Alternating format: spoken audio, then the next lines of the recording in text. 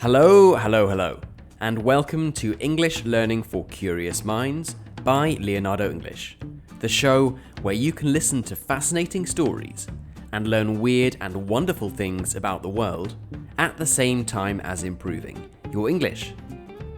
I'm Alistair Budge, and today's episode is a very special one because it is the 100th episode of English Learning for Curious Minds. So, as a mini celebration of this, the subject of this episode is going to be the man after whom Leonardo English is named, Leonardo Da Vinci. He is debatably the most curious mind in history. A painter, a sculptor, an engineer, an anatomist, a mathematician, a futurist, and much more. So today we are going to learn all about this fantastic man and his wonderful life, and it really is quite something. Before we get right into that though, let me quickly remind you that you can get all of the bonus episodes, plus the subtitles, the transcript, and the key vocabulary for this episode and for all of our other ones over on the website, which is leonardoenglish.com. This is where you can check out becoming a member of Leonardo English and join a community of curious minds from all over the world, doing meetups, exchanging ideas, and generally improving their English in a more interesting way. Again, the place to go to is leonardoenglish.com. Okay then, let's get started and talk about Leonardo da Vinci, the world's greatest polymath, probably the greatest painter in history, and someone who perfectly embodies the concept of the Renaissance man. He was born on the 15th of April, 1452, in the small town of Vinci, just outside Florence in Tuscany, Italy. His father was a wealthy Florentine legal notary, and his mother was thought to be a peasant. They weren't married, so he was born out of wedlock. He was illegitimate. This meant, amongst other things, that he wasn't given a surname. He was just Leonardo da Vinci. Da Vinci means of Vinci in Italian. Not a huge amount is known about Leonardo's early life. Because he was illegitimate, he couldn't follow in his father's footsteps and become a legal notary. Instead, he was sent to Florence to do an apprenticeship in the workshop of a leading Florentine painter and sculptor called Verrocchio. Now, those of you that have listened to the episode on the Medici will know all about Florence in the 15th century. It was a hub, a centre of creativity, and had already produced such great artists as Donatello and Botticelli. Leonardo joined the workshop when he was 17 years old and stayed for around 7 years, quite a bit longer than one might have expected. His talents soon became apparent, and there's a story of his master, Verrocchio, a great painter himself, seeing Leonardo's work on a baptism of Christ, a painting that they were doing together. It was so beautiful that Verrocchio put down his paintbrush, vowing never to paint again, because he could never create something so beautiful as Leonardo. Now, that might be apocryphal. It might not actually be true. But it is undeniable that Leonardo's talents were there for everyone to see. He started winning commissions all over Florence, but developed a bit of a reputation for taking on big projects that he would get bored of and not finish. His mind would wander, and he would get distracted by a new, exciting project or problem to solve. This actually got him in some legal trouble, as his clients, understandably, were frustrated when Leonardo's attentions turned to something new. Although he didn't keep a traditional diary, so we don't know a huge amount about his day-to-day movements, he did keep meticulous notebooks, very detailed notes about everything he was thinking about. And these are a fascinating insight into how his mind worked, and also help explain why he was so easily distracted. Leonardo, quite simply, wanted to understand everything. He observed the natural world, tried to understand why certain things happen, and tried to test his assumptions. He has been called the most relentlessly curious man in history.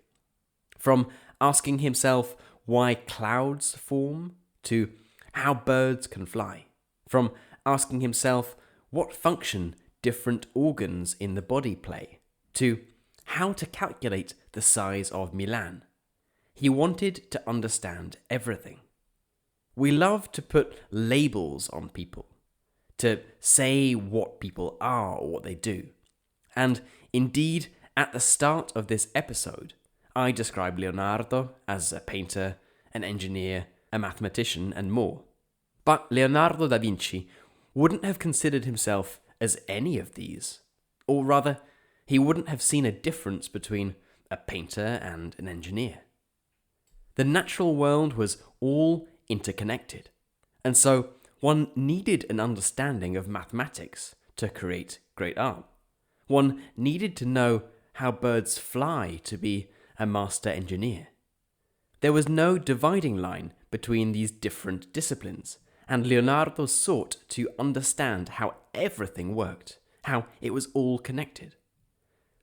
It goes without saying that when Leonardo was alive, our understanding of the way the world works was considerably less developed. You or I might have these thoughts. We might think, I wonder what features of birds actually mean they can fly. But we have the advantage of being able to look up the answer on Google or read a book. Leonardo obviously didn't have this advantage. Or perhaps he might have thought it a disadvantage. And he took everything from first principles. He sought to understand and explain the world for himself. In 1481, when he was 29 years old, and had already got quite a name for himself in Florence as an artist, he decided to try his luck in Milan, and sent a letter to the Duke of Milan asking for employment. Despite being one of Florence's most famous painters, when Leonardo wrote his letter of introduction to the Duke of Milan, explaining how he could help him, he didn't even really mention the fact that he was a painter, instead focusing on his talents as a military engineer, writing about how he could build bridges, guns, and weapons of war. Only right at the end of his letter did he say, I can carry out sculpture in marble, bronze, or clay, and also in painting, whatever may be done, and as well as any other, be he whom he may. His application was successful, and he stayed in Milan for 17 years, creating some of his most famous works, including The Last Supper, which you can still visit in Santa Maria delle Grazie, a church in Milan. It was soon clear that although he had remarkable talents as an engineer, his talents as a painter were really without equal.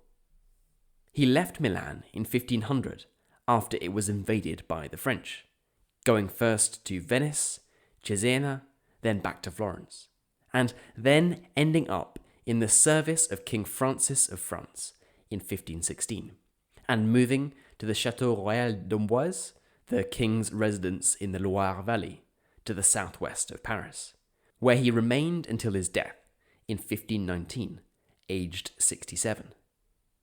Now, that's a whirlwind tour. It's a very quick tour through some of the key events of his life. But let's get into the more interesting stuff. Firstly, although this life of Leonardo that we just whizzed through might sound quite idyllic and a tale of a genius just rising to the top, he was in many ways an outcast and a misfit, someone who didn't fit in properly in Florentine Renaissance society. He was illegitimate to start with, which, although it might not sound so terrible to us today, it meant that he always had this mark on him. He was left-handed, which, again, it might not seem like such a handicap at all now. In the days of writing with pen and ink, it meant that if you weren't careful, you would smudge the ink, you would mess up the ink. So, reportedly, he developed a technique of writing each letter backwards on the page. He didn't seem to care about fame and fortune, at least when he was young, shown by the fact that he stayed with Verrocchio for much longer than would be expected, and was much more interested in expanding his mind than his bank balance, which, although admirable, wasn't entirely predictable. It's also quite clear that he was gay. He was arrested in Florence for sodomy, for being found with a male prostitute. He never married, and his notebooks suggest that he was involved in a long-term relationship with his pupil, a man he gave the nickname of Salai, or Little Devil. And finally, he was a vegetarian, which was pretty unusual for someone 500 years ago. His vegetarianism actually brings us on to our next interesting part of his life and way of thinking, which was a deep interest in and love for animals. He is most famous for his work as a painter and engineer, but he was also a fantastic anatomist and developed a great interest in understanding how bodies of animals, both humans and others, worked. He would reportedly buy birds from merchants in Florence, only to set them free from their cages and see how they flew. Given his status as a well-known artist, he was allowed to dissect human corpses, to cut up dead bodies, in order for him to understand how our bodies worked. He was the first person to realize that our spines, the central big collection of bones in our back, is actually curved, it's not straight. His drawings of things like our muscles, sexual organs, and heart are amazingly detailed.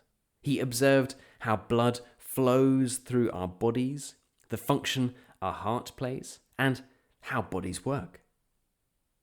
He did all of this not out of some wish for fame or fortune. He did it because he wanted to understand. Indeed, his notes on anatomy weren't published, and it was a few hundred years until a lot of what Leonardo da Vinci had figured out in the early 16th century was then discovered by anatomists. It was the same anatomical approach of observing how something worked, then looking at it very closely and trying to recreate it, that he used as an engineer. For Leonardo, there wasn't a difference between the natural world and the mechanical world. It was just the world, and he could take what he saw in the natural world, for example, with how birds could fly, and apply that to his own creations.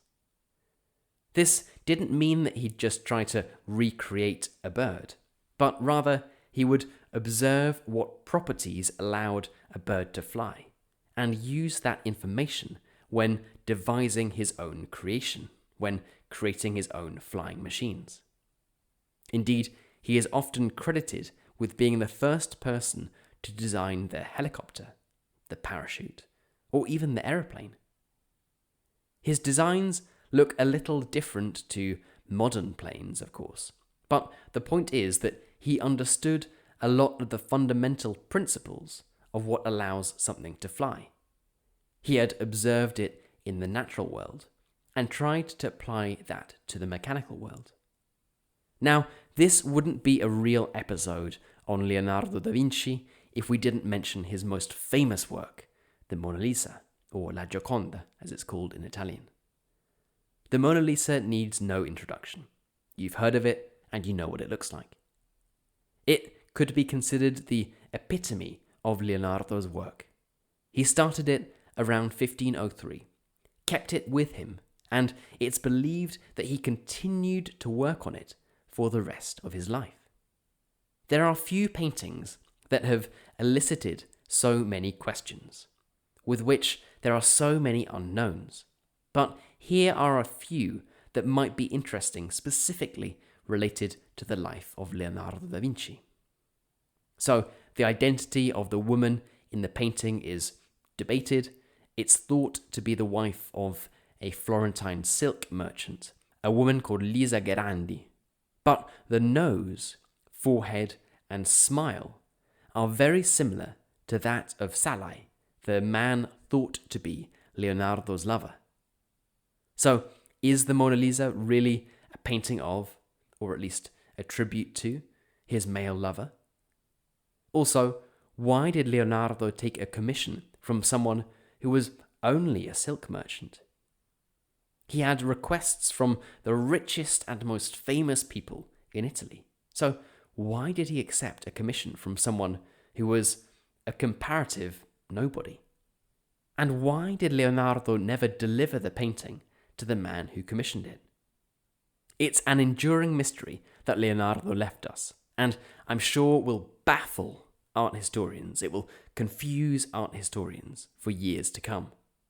So, the life of Leonardo da Vinci is as fascinating as it is mysterious. We can piece together our own ideas about the real Leonardo da Vinci, but the understanding that we have is formed pretty much only through his own notebooks, which are full of his unanswered questions about how the world works, and his ideas about how it might work. Certainly, we can still be inspired by the relentless curiosity of the man, his thirst for knowledge, and his desire to understand everything. Leonardo was clearly a case of the more you know you don't know. And even in his final years, he thought he hadn't achieved enough, that he hadn't managed to learn or create enough. After having produced the most famous painting in the world, probably the most famous drawings in the world, and made countless discoveries in the fields of mathematics, engineering, and anatomy, if he died thinking that he hadn't achieved enough, then I don't know what hope there is for the rest of us. Okay then, that is it for today's episode on Leonardo da Vinci, our 100th episode. I hope you enjoyed it. And just as a final reminder, if you want to get access to the transcript, the subtitles, and the key vocabulary, as well as get access to our community and come to our member-only sessions, then the place to go to is leonardoenglish.com. You've been listening to English Learning for Curious Minds by Leonardo English. I'm Alistair Budge. You stay safe, and I'll catch you in the next episode.